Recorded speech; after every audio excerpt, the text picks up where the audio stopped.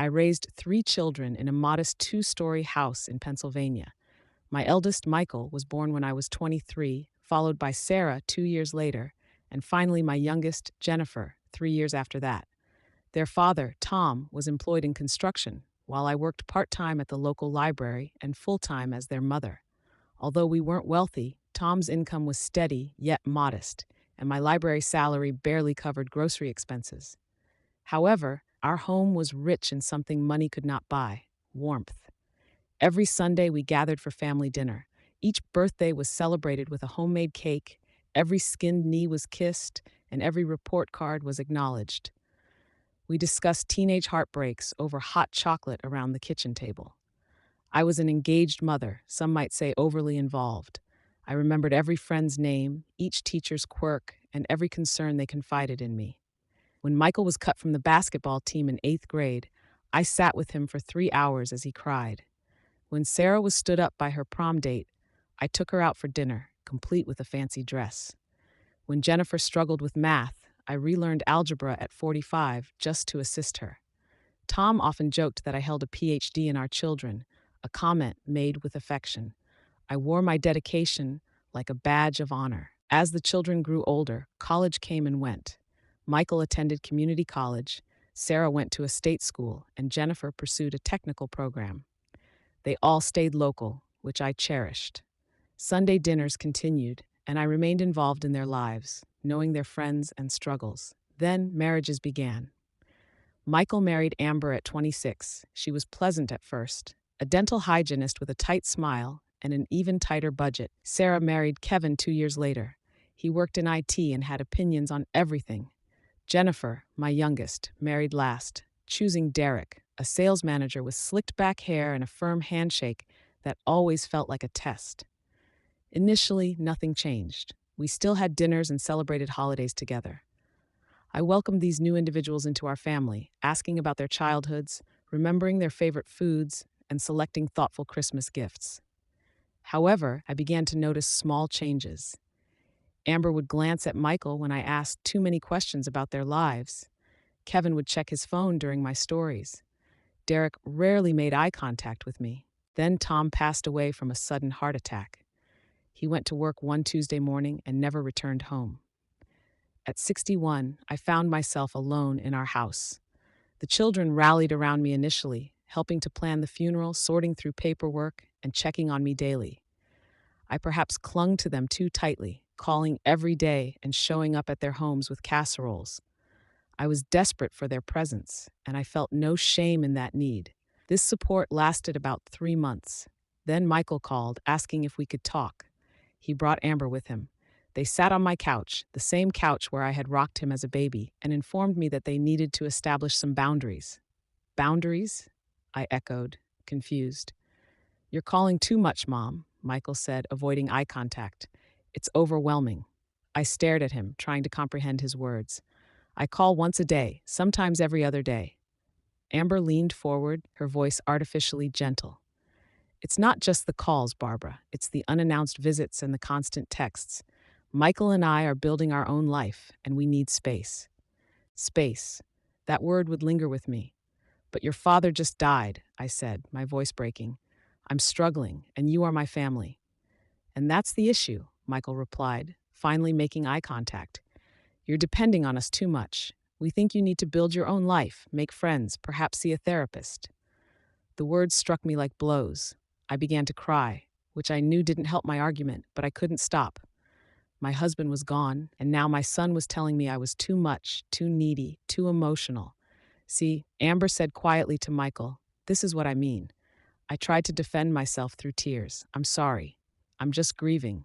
I don't mean to be a burden. You're not a burden, Mom, Michael said, but his tone suggested otherwise. You're just intense. You always have been. We just need some breathing room. They left 20 minutes later. I sat on that couch until midnight, crying until my throat was raw. 2 weeks later, Sarah called and asked if she could come over to talk. I sensed the nature of our conversation before she arrived. Sarah was more direct than Michael. She sat at my kitchen table and stated, Kevin and I need you to respect our independence. You text me multiple times a day, comment on everything we do, and get upset if we make plans without informing you first. I just want to be involved in your life, I whispered. You're too involved, Sarah replied firmly. Kevin thinks it's unhealthy. He believes you are emotionally manipulative. Manipulative. The word felt like a knife. How am I manipulative? I asked, bewildered. When we don't reply immediately, you send anxious texts. If we can't attend Sunday dinner, you say things like, I guess I'll just eat alone then. It makes us feel guilty for living our lives. I attempted to explain that I didn't mean it that way, that I was merely lonely and adjusting to life without their father. However, everything I said seemed to exacerbate the situation. Sarah used terms like codependent and enmeshment, words that felt clinical and cold. Jennifer was last to approach me. She didn't even come over. She called on a Thursday evening. Mom, Derek and I think it's best to take a break from regular contact. A break from your mother? What does that mean? I asked. It means we need space. You're too emotional, Mom. Every conversation revolves around you and your feelings. We can't be your therapists. I'm not asking you to be my therapists, I said, desperate. I'm asking you to be my daughters. I am your daughter, but I'm also Derek's wife, and he comes first now. That's how marriage works. She hung up shortly after. I sat there, holding the phone, feeling utterly numb. Silence enveloped me, slowly swallowing me whole. Initially, I attempted to respect their boundaries by refraining from calls and texts, waiting for them to reach out to me. Days turned into weeks, and my phone remained silent, apart from spam calls and appointment reminders. I thought perhaps they were testing me, seeing if I could give them space. I believed that if I proved I wasn't overly emotional, they would return. As Thanksgiving approached, I thought surely they would want to spend it together. It was our holiday. I always made the turkey. Sarah brought her sweet potato casserole, and Jennifer prepared her famous pumpkin pie. It was tradition. I called Michael first. Hi, honey, I was wondering about Thanksgiving plans. Oh, we're actually going to Amber's parents this year. My heart sank. Okay, what about Christmas? We'll see. Mom, I have to go. I called Sarah. She and Kevin were visiting his sister in Florida. Jennifer and Derek were going to a resort. No one was coming home. I stood in my kitchen, gazing at the calendar with Thanksgiving circled in red marker, and made a decision. I would cook anyway. I would set the table. Perhaps they would change their minds and surprise me.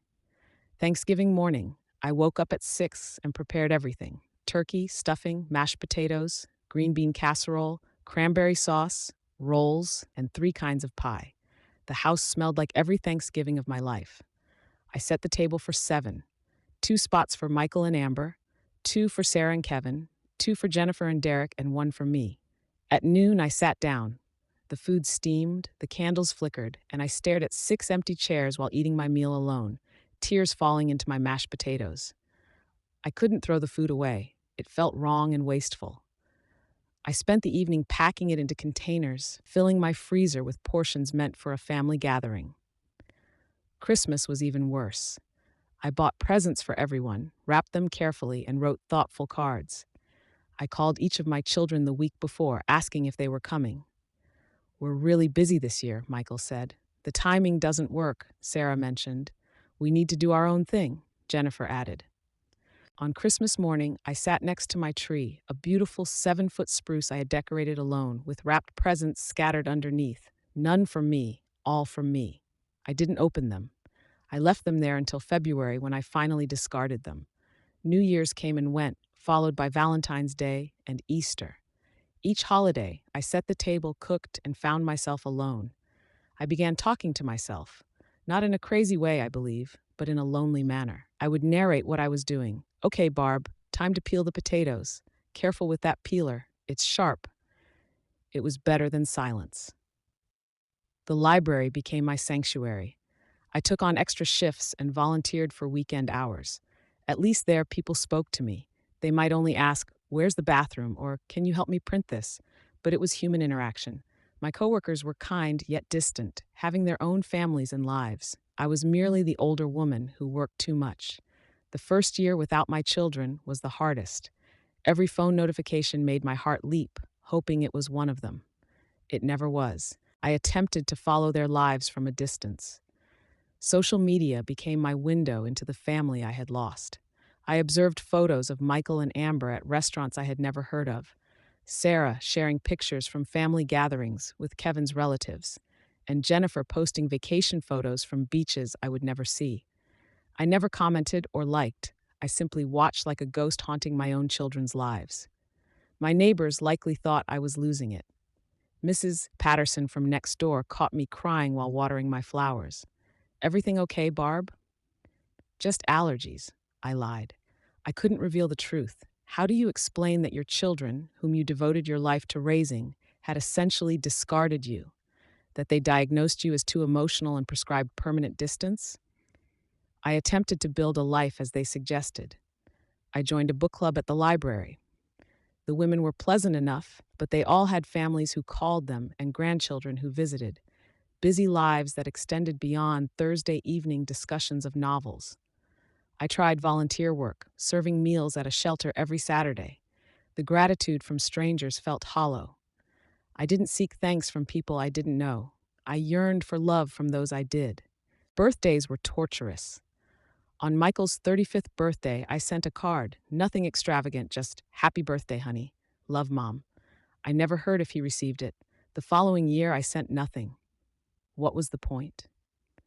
Sarah had a baby when I was 64, a little girl named Madison.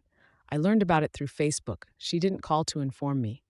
Instead, she posted photos from the hospital with Kevin's parents holding the baby, Amber cooing over her, and Jennifer proudly standing beside her sister. I sent a gift, a handmade baby blanket I had crocheted over 3 months, with every stitch a prayer that perhaps this baby would bridge the gap. Sarah texted 3 weeks later, "Thanks for the blanket." That was it. No photo of Madison wrapped in it, no invitation to meet her, just a simple thank you. I wasn't invited to the baptism either. I saw photos of that too, with both families represented, except mine. I stopped setting the table after the third year and ceased cooking elaborate meals. Most nights I ate soup directly from the can, standing at the kitchen counter. Why dirty dishes for one person? The house that once echoed with laughter and chaos became a mausoleum. Rooms that I used to clean constantly gathered dust. I stopped entering the upstairs bedrooms. Their childhood rooms, frozen in time, were too painful to bear. I grew thinner, not intentionally, but as a natural result of not caring much about eating. My doctor noticed during my annual checkup, "Barbara, you've lost 20 pounds. Is everything all right?" "I'm fine," I replied, yet another lie. "Are you eating properly? Do you have someone checking on you?" I almost laughed at that notion. Someone checking on me? What a concept. "I'm managing just fine," I assured her. 4 years into my exile, something unexpected occurred. I received a letter from a law firm in Pittsburgh, Henderson and Associates. I nearly discarded it, assuming it was junk mail or a scam, but something compelled me to open it. The letter detailed a class action lawsuit. Years ago, while Tom was still alive, he had worked for Morrison Steel Manufacturing. The letter explained that Morrison had illegally withheld pension funds and proper compensation from workers for over 2 decades. A massive lawsuit had been filed, and Tom's estate was entitled to compensation. I had to read it 3 times before it made sense. Tom had been deceased for almost 5 years. How could he be owed money now? I called the number on the letterhead, and a paralegal named Susan explained everything. Morrison had systematically cheated their workers, and the courts had finally held them accountable. Tom had worked there for 32 years, and based on his tenure and the wages he should have earned, his estate was owed significant back pay, plus interest and penalty damages. "How significant?" I inquired. "I can't provide exact numbers yet, but based on preliminary calculations, you should expect somewhere between $800,000 and $1.2 million. I nearly dropped the phone. "Mrs. Barrett, are you there?" "That can't be right," I whispered. "It's right. The settlement is substantial. Morrison fought for years, but the evidence was overwhelming. We'll need you to come in and sign some paperwork to verify Tom's employment history, but this is legitimate." I hung up in a daze. Nearly $1 million, perhaps more. For weeks I didn't tell anyone. Who would I tell? I had no one to share the news with. The paralegal's words echoed in my mind. "You should celebrate with family. Family, right?" The legal process took months: paperwork, verification, court appearances. Susan guided me through everything. being kind, professional, and patient with my questions. Finally, on a Tuesday in October, the money transferred into my account, $167,612. I sat at my computer staring at my bank balance, 7 digits. I had never seen that before. I could do anything: travel, move, buy a new house. After a lifetime of scraping by, working part time, stretching Tom's paycheck, and clipping coupons, I was suddenly wealthy. The first thing I did was cry, not exactly tears of joy, but something more complex. This money was Tom's. He had earned it through 32 years of hard work and never got to see a penny of it. He died thinking we would always struggle, never knowing that Morrison had been stealing from us. I contemplated what he would want me to do with it. Tom was a simple man. He would likely advise me to be practical, pay off the house, save most of it, and enjoy life a little. But sitting there alone, gazing at that number, I felt something I hadn't experienced in years: power. For 4 years, I had felt powerless. I couldn't make my children love me, force them to call, or buy their affection or presence. But now, I possessed something they didn't know about, something that, when they eventually discovered, would matter to them. I didn't know how yet, but that money was going to change everything. I kept the settlement quiet, not dramatically altering my lifestyle. I paid off my mortgage, which felt good and necessary. I set aside money for emergencies and future expenses, donating some to the library and the shelter where I volunteered. Mostly, I simply sat with the knowledge of it. The money felt like a shield, protecting me from something I couldn't quite name. 6 months after the settlement, my phone rang. Michael's name appeared on the screen for the first time in 18 months. My hand trembled as I answered. "Hello? Hey, Mom." His voice was casual, as if we had just spoken yesterday. "How are you?" "I'm fine. How are you?" "Good, good. Listen, Amber and I were talking and realized it's been too long since we connected. We feel bad about that." "Feel bad, not sorry, not apologetic, but feel bad. We'd love to take you to dinner this weekend. What do you think?" I should have felt overjoyed. My son was reaching out, but something felt off. His tone was wrong, too cheerful, too performative. "That would be nice," I said. We made plans for Saturday. After hanging up, I sat staring at the phone.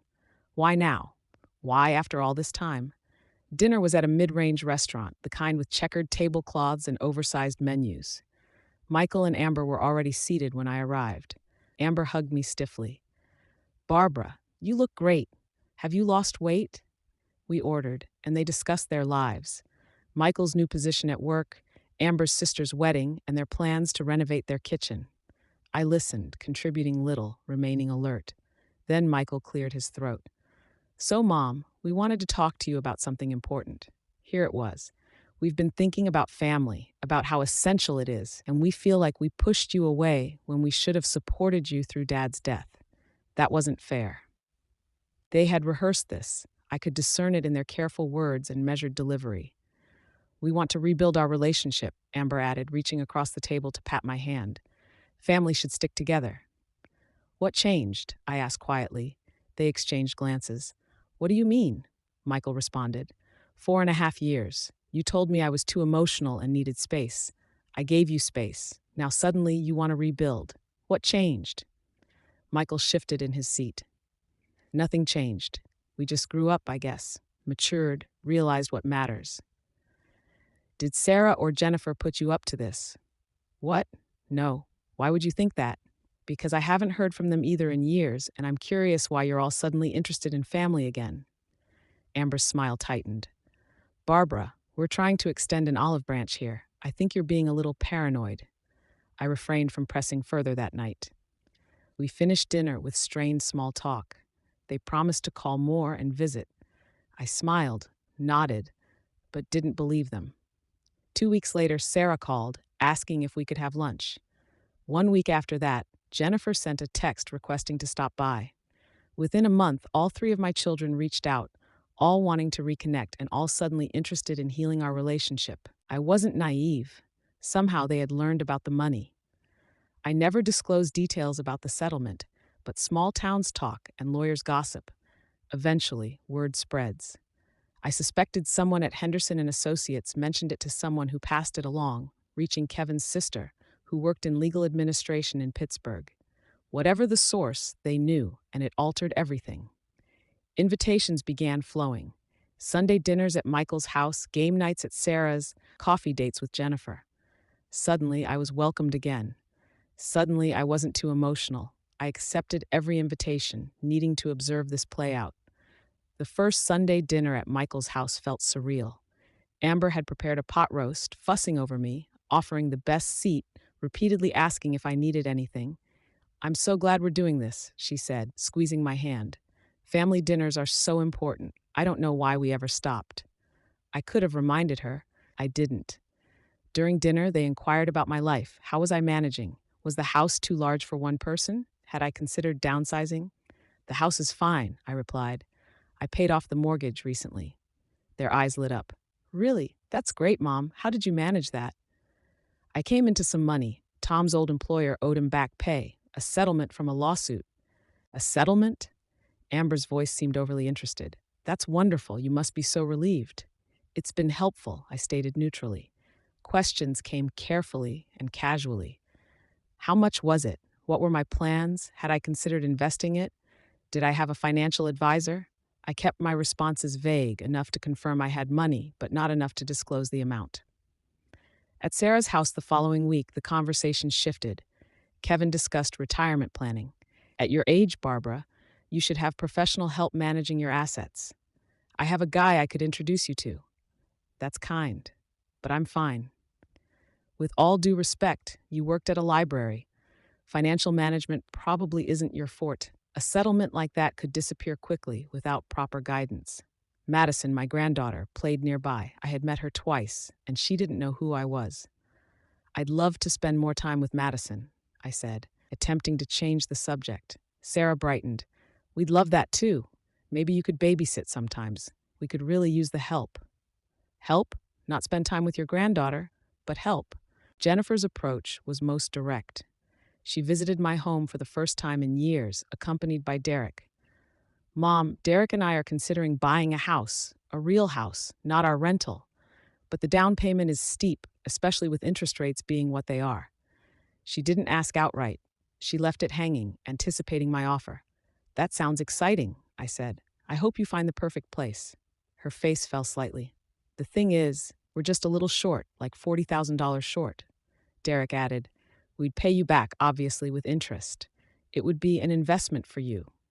An investment in exchange for allowing me back into their lives." "I'll think about it," I told them, with no intention of doing so. The requests escalated over the next few months. Michael needed assistance with a business opportunity. His friend's startup required capital. "Mom, 25,000 would get me in on the ground floor. It's a sure thing. We could both profit." Sarah required a new car. Her old one was constantly breaking down. "Nothing fancy, just something reliable. $30,000, maybe $35,000 with taxes and fees. You always say you want to help, Mom. This would really help." Jennifer sought to return to school for an MBA program that would enhance her career. Tuition is $18,000 per semester. Think of it as an investment in your daughter's future. Alongside the financial requests, invitations came, but they were always accompanied by expectations. "Join us for Omi's birthday party," Sarah said. "Oh, and could you contribute to the party costs? We're doing a big princess theme." "Join us for Thanksgiving," Michael suggested. "Everyone's bringing a dish. Maybe you could make your turkey and that stuffing and the pies." They wanted the old me back, the one who cooked, gave, served, and paid for things, but they didn't want the emotional aspects. When I attempted to share my loneliness during those years, Jennifer interrupted. "Mom, let's not dwell on the past. We're moving forward now, moving forward without acknowledging their actions." One evening, I couldn't restrain myself. "Do you remember that Thanksgiving I spent alone? The one where I set the table for all of you and no one came?" Silence fell. Michael cleared his throat. "Mom, we've apologized for that time. We were going through a lot." But they had never apologized, not once, not ever. Amber interjected.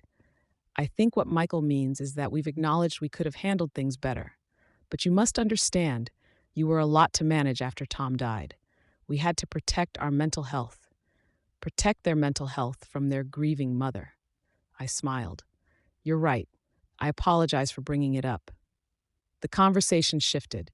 I sat there, finally seeing clearly. They didn't love me. Perhaps they had once, but that love came with conditions I hadn't met. Now they were back because I had something they wanted. That night, lying in bed, I made my decision.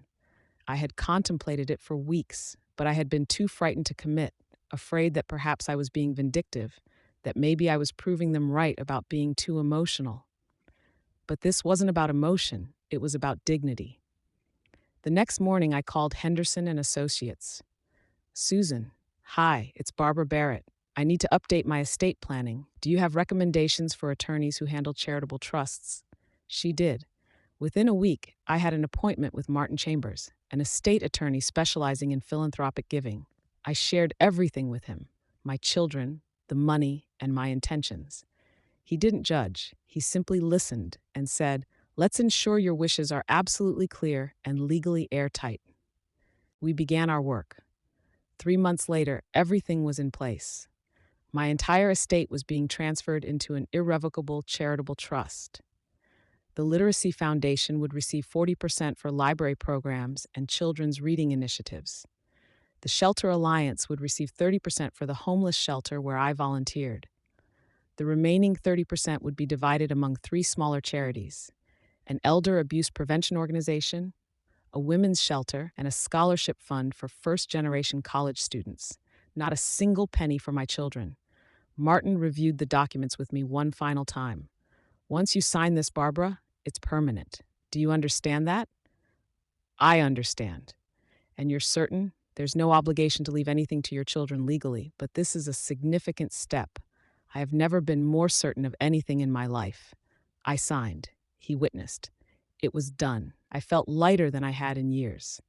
I didn't inform my children immediately. I allowed another month to pass, accepting their invitations, listening to their requests, and observing their elaborate show of caring. Then Sarah called with an announcement. "Mom, we're planning a family vacation.